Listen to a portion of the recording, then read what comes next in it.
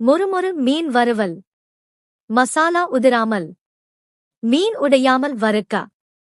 பல இல்லத்தரசிகளுக்கு இருக்கிற ஒரு பெரிய கவலை என்னன்னா, ஏன் ஹோட்டல்ல கொடுக்குற மீன் வறுவல் மட்டும் மசாலா அப்படியே ஒட்டிக்கிட்டு பாக்குறதுக்கே சிவப்பா மொறுமொறுன்னு இருக்கு. இதுக்கு மீன்ல மசாலா தடவுற முறையும் நாம பயன்படுத்துற சில பொருட்களும் தான் காரணம். மீனை நன்கு கழுவி மசாலா இறங்கும்படி கத்தரி மூலம் லேசான கீறல்கள் போட்டுக் கொள்ளவும். ஒரு பாத்திரத்தில் மிளகாய் தூள், மல்லித்தூள், மஞ்சள் தூள், இஞ்சி பூண்டு பேஸ்ட், உப்பு, எலுமிச்சை சாறு மற்றும் அரிசி மாவு சேர்த்து தேவையானால் சிறிதளவு தண்ணீர் தெளித்து கெட்டியான பேஸ்ட் போல தயார் செய்யவும். தயார் செய்த மசாலாவை மீனின் இருபுறமும் நன்கு தடவி குறைந்தது 30 முதல் 60 நிமிடங்கள் வரை பிரிட்ஜில் அல்லது வெளியில் மூடி வைக்கவும். தோசை கல்லை அடுப்பில் வைத்து சூடானதும் எண்ணெய் ஊற்றி மீன் துண்டுகளை வைத்து மிதமான தீயில் ஒரு பக்கம் வெந்ததும் அடுத்த பக்கம் திருப்பி போட்டு மீன் பொன்னிறமாகவும் மொறுமொறுப்பாகவும் வரும் வரை வறுத்து எடுக்கவும். மசாலா உதிராமல் இருக்க